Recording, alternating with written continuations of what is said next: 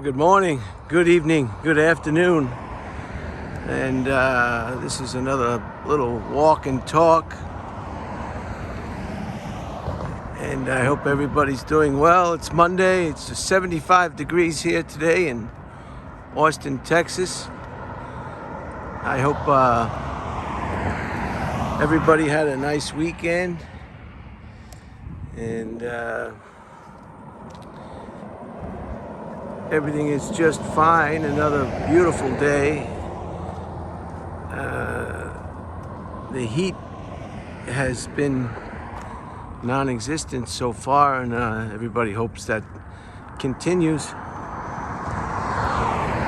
I hope everybody enjoyed the pool area. I look forward to swimming in the pool. I'm walking on William Cannon Drive. William Cannon was 1800s politician, assemblyman in the state of Delaware. He started out as a Democrat, and he wound up a Republican, and he went on to become the governor of Delaware. So that's who William Cannon is. Today in 1775, today, the 19th of April, the Revolutionary War started.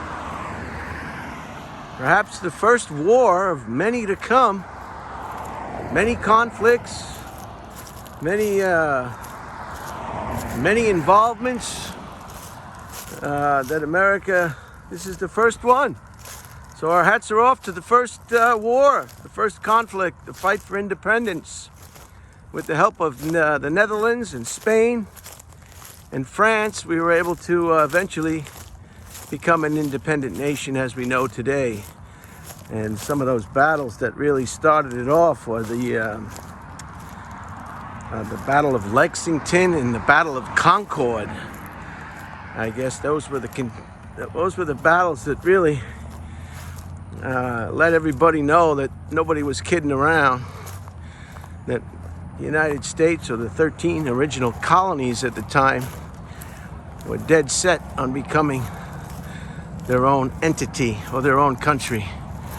There were probably some skirmishes and events that happened before that, but today's the day where everybody stood up and took notice on both sides of the pond and realized those 13 states have had enough of excessive taxation without representation, I think is the way they say it in the textbooks. Severe, crippling taxation without representation. Seems to me that a lot of Americans are feeling the same way today. Unless you're a lobbyist or you own a giant corporation, you are not heard. So that happened in 1775. So our hats are off to the revolution. A couple of items that aren't so thrilling, nevertheless worth reporting. In 1993, we had this debacle in. I'm turning this around. I hope you can see it. We had this over in Waco, Texas. We had this branch Davidian. It was run by a gentleman by the name of David Koresh. It was a siege that lasted about 51 days and didn't end well. Didn't end well at all.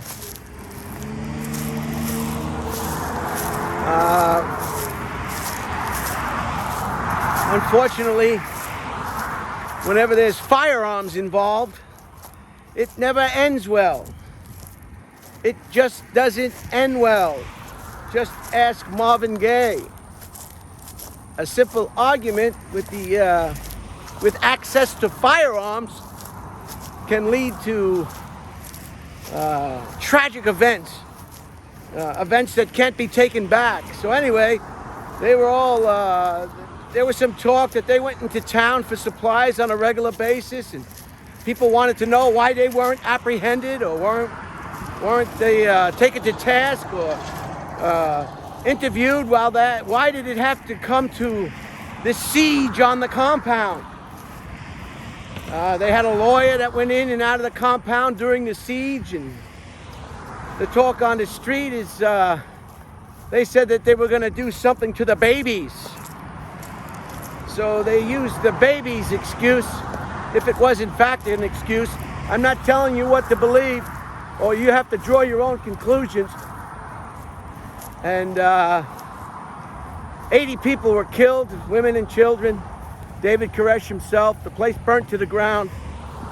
We don't know if they started it from the inside or the tanks on the outside started it by accident.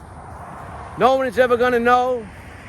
The people who are responsible are not going to tell us the truth, or the people who are responsible are dead.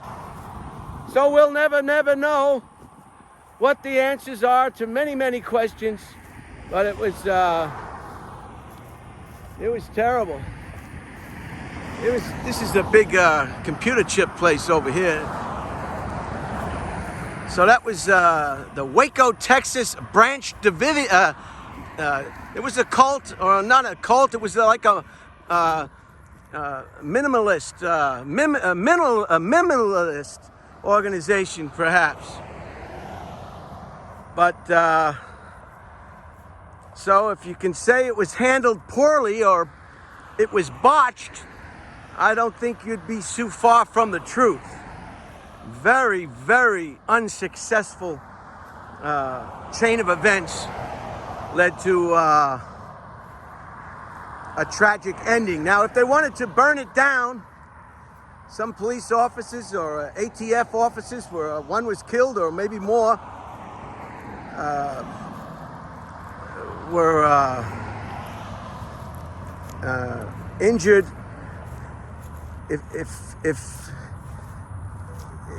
If it was their goal to burn it to the ground and kill everybody inside, well, then they reached their goal. If their goal was to handle it peacefully and de-escalate the situation, well, then they failed at that. So that was happened in 1993, and there's also some talk that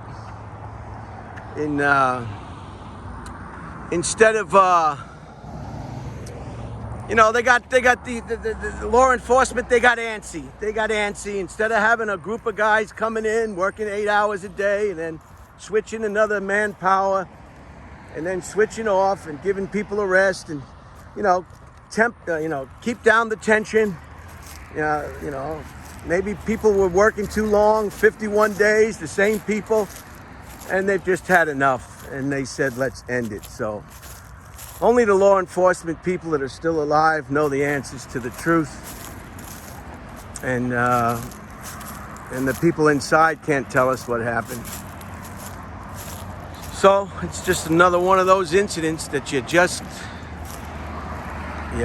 don't know. Also, another pretty awful event happened in 1995, the bombing of the Oklahoma City Federal Building, the Alfred P. Morrow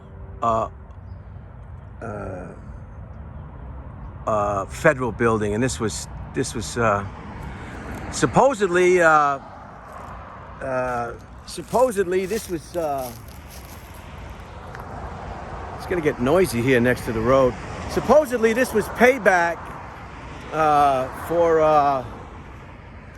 Timothy McVeigh carried this out. His cohort is still in jail and will be for the rest of his life. Terry Nichols. This supposedly was payback for what happened in Waco. Anyway, I was at work at the airport, at the airline, at the box shop when I heard this on the radio. and they said a bomb had gone off at the federal building in Oklahoma City. And right away I thought, you know, somebody put a bomb in the vestibule in front of the building, you know, the entrance. Somebody just put a little bomb at the vestibule, you know, or maybe in front of the door or something. I never thought. When I saw the pictures, I couldn't believe it. I mean, I couldn't believe it. So that was a horrible incident that happened in 1995. McVeigh was put to death, as you all know, and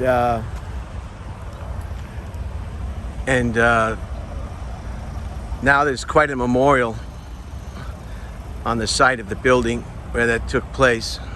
These cars are waiting for the light to change.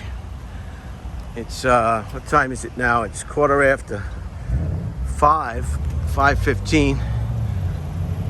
So people are getting home from work. And 1935, on a happier note, 1935, that's a quick light. They're already changed. A right lane can make a right. Nope, that's it. Wow. You'll notice all the leaves are coming out on the trees. That's nice. I had a Mustang like that once.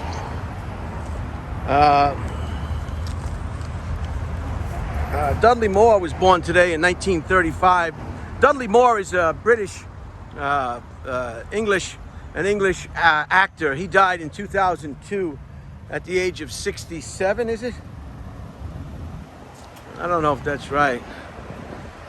You'll have to do the math. But if you ever get a chance, you want to laugh, you watch the movie Arthur. The movie Arthur. It's a wonderful film, very, very funny. And that stars Dudley Moore and Liza Minnelli. And just a funny, funny movie. This kind of movie is called a comedy. Some movies are guilty of calling themselves comedy, and there just isn't that much comedy. Maybe they should change the name to just a bad movie. It's not a drama. It's not a thriller. It's not a horror. It's not a comedy. So what they I think what they call it is they call it a romantic comedy. And then what that really means, it's just a bad movie. Just a bad movie. Yeah. So watch out. Watch Arthur. You'll enjoy it. You can find it. It's everywhere. It's a very commonly, you might have already saw it. It's worth watching again.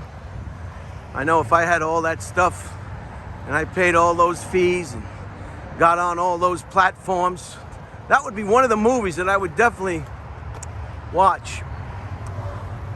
If it's Tuesday, it must be Belgium, Arthur, It's a Mad, Mad, Mad, Mad World, Harold and Maude, Groove Tube, The Life of Brian, anything Monty Python. Oh yeah. Anyway, I hope you enjoyed this this particular. I put the timer on, and now it's not even. I wanted the old-fashioned timer. Sometimes it's hard to find. It's getting noisy now. I'm gonna have to cut this off. So have a good week. Enjoy yourselves. It's only Monday. Big truck, big engine, big engine. A lot of trucks here in Texas. High trucks, big trucks.